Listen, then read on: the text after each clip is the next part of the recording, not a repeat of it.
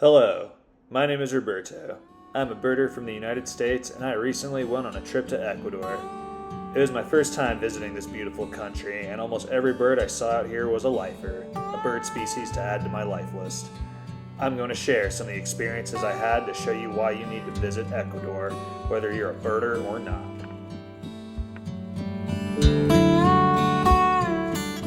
I flew into Quito after dark, so I got a ride to a motel in town that I arranged with the motel itself.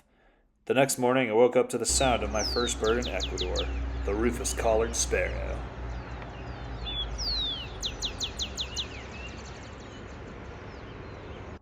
Here's a better look at one I saw later.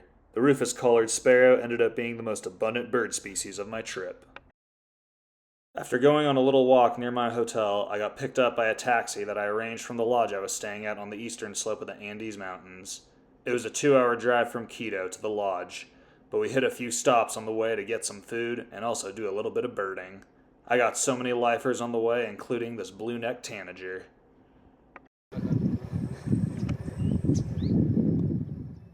After a long day of traveling, we finally arrived at Cabanas Tamiaju. Here's the cabin I stayed in and a view of the landscape. The red roof in the distance is the balcony with all the hummingbird feeders, where I went straight to next.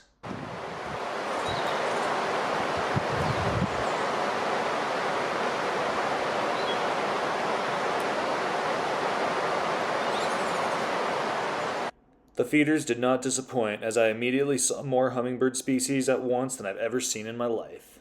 Here is a common species I saw every day at the feeders. The long-tailed sylph. This individual is a female. The male looks completely different and shows you how it got its name. Here's the male long-tailed sylph now, along with the male gorgeted wood star on the left.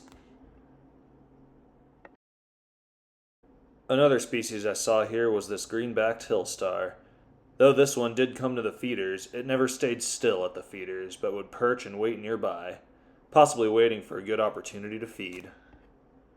Did I mention how delicious the food was? After a good night's sleep and some amazing breakfast and coffee, my guide and I got a ride up to Cordillera Guacamayos, where the birding got insane. 103 Yeah, they have a white baseball cap on at the time, but they said they both say mid-20s, kind of light blonde hair, light brown hair. We had them on deck. Looked like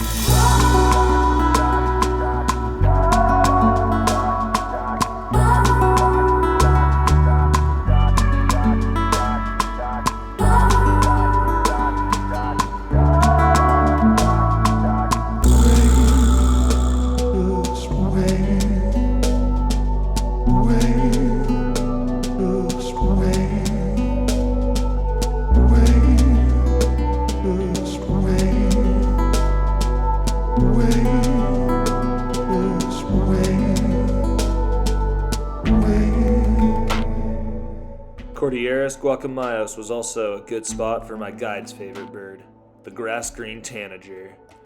The grass-green tanager can be found in temperate and subtropical zones of the Andes Mountains from Colombia to Bolivia. After seeing this bird, it is definitely one of my favorites as well. We also got some really nice looks at this Hercules beetle. The Hercules beetle looked like an animal I was looking at straight off the TV screen of a nature documentary. And my guide said this one was small. After spending at least a couple stationary hours on the ridge, my guide and I descended down the Jumandi Trail. The trail apparently is an out-and-back trail that spans for miles and transitions into the Amazon region of Ecuador. Down this trail, I continued to get more lifers.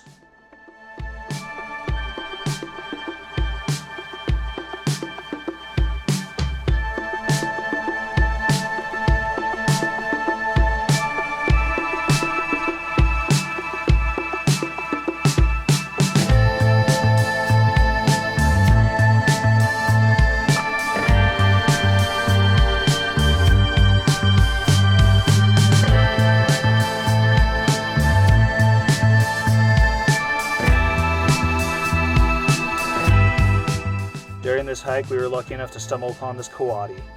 In Ecuador, it is known as the cachuchu. Western mountain coatis are omnivorous, meaning they eat a mixed diet. Their diet consists mostly of insects, but they also will consume frogs, lizards, mice, fruit, and eggs. They can be found in the Andes mountain range from western Venezuela all the way down to Ecuador and possibly northern Peru. I know this is primarily a birding channel, but I spent so long admiring this coati, having never seen one before, and with it seemingly very content with our presence. I watched the coati dig through the soil searching for food such as this earthworm it slurped up. It then began to climb this tree to see what was on the menu up top. Such a fascinating creature.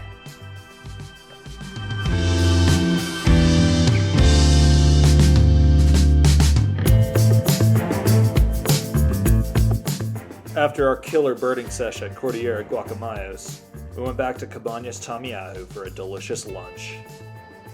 After getting some quick footage of a female chestnut-bellied seed-eater, my guide and I went out to a spot along the Kasanga River in search of a bird called a ladder-tailed nightjar.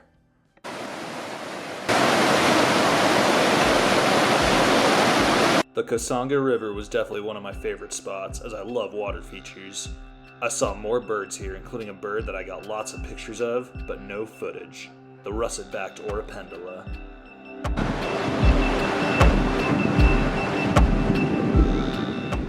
During our search, we stumbled upon this Amazon kingfisher.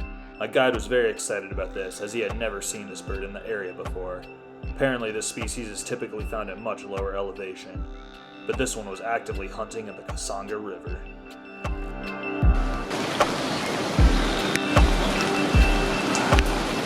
Oh yeah, did I mention we found the ladder-tailed nightjar?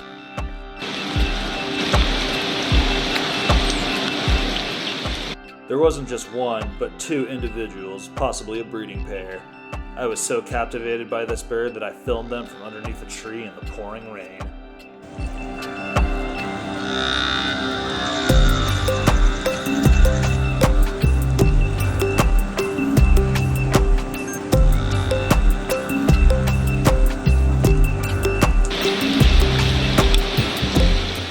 The ladder-tailed nightjar is a nocturnal species, meaning that it is active at night. During the day, it roosts in hiding, often around river edges, making the Kasanga River an excellent place to look for them.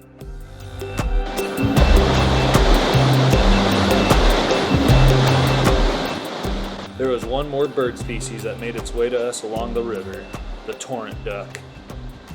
The torrent duck is a unique species that does not typically associate with other ducks. They are found in clean, fast-flowing rivers and are right at home on these wet, slippery rocks. Despite the strong currents, this duck had no issue making its way through the white waters. They are found in the Andean mountain range from Venezuela all the way down to Chile. On our way out in the town of Kasanga, we spotted a bird that I was not expecting to see on my trip, the red-crested finch. The range of this bird was nowhere near the part of Ecuador that I was exploring. However, according to my field guide, this species is spreading north following deforestation. Still a cool bird, and another one to add to my life list. I spent the rest of my afternoon exploring Cabanas Tamiaju, especially at the hummingbird feeders, where there was action 24/7. This collared Inca was a very active species at the feeder, but I only managed to get it on camera when away from the feeders.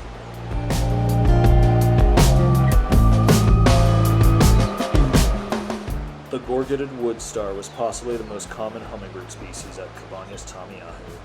I didn't even need to be at the feeders to see them, as they were everywhere. From a distance, they looked like little bumblebees. The males and females also look very different.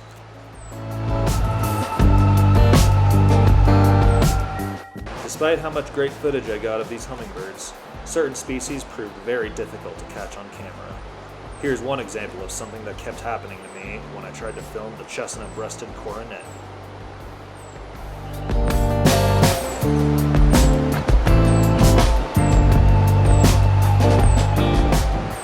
The chestnut-breasted coronet was also very common at the feeders and was definitely the most aggressive. It was constantly chasing off other hummingbird species. I was lucky enough to get these shots.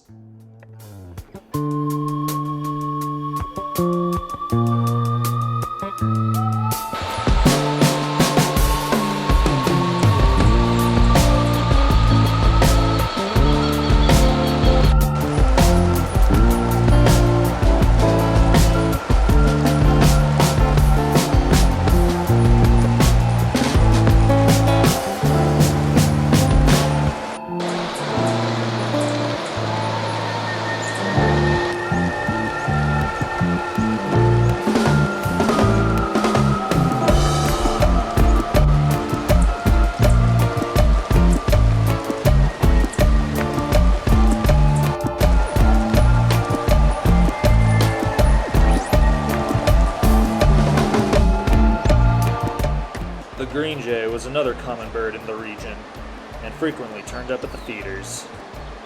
The green jay of South America is also known as the Inca jay, and looks very different from the green jays in Texas and Central America. I'm predicting in the future that they are going to be split into two separate species.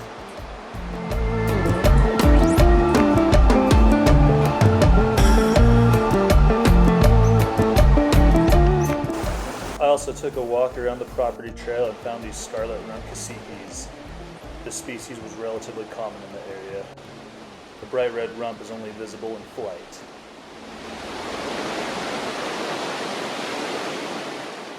The next day I went to do some exploring on my own. I didn't realize at the time that you had to flag a bus down with your arm to make it stop for you in rural Ecuador. So I ended up waiting at a bus stop for an hour and a half while 3 buses drove by in that time frame. I was so confused. But I spent my time birding at the bus stop and saw lots of cool birds, including this rare fork-tailed flycatcher.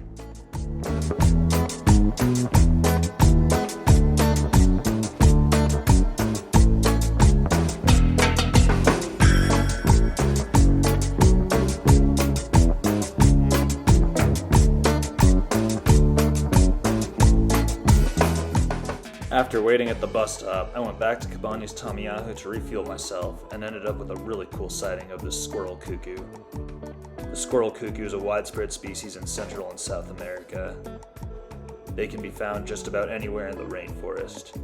I was very happy to see this bird as I missed it in Costa Rica.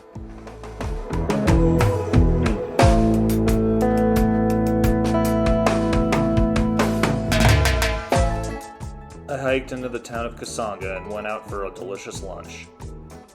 Then I did some afternoon birding just to see what I can find during my remaining hours on the eastern slope of the Andes Mountains.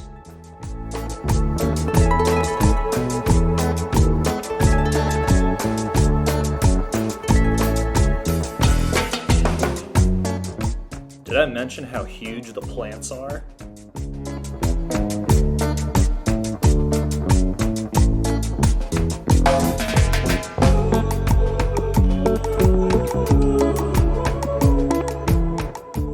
The last lifer I got on this leg of my trip was this male red-breasted meadowlark. A very attractive bird with its distinctive red throat and chest. It sang from multiple open perches, allowing for great looks. What a great bird to see before my departure.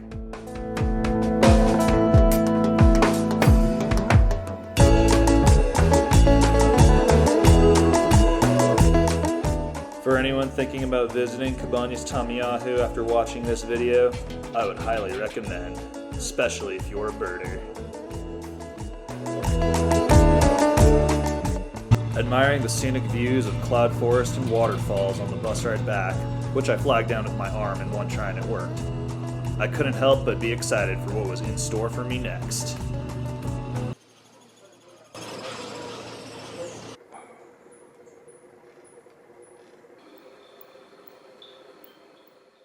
What was your favorite bird from this video?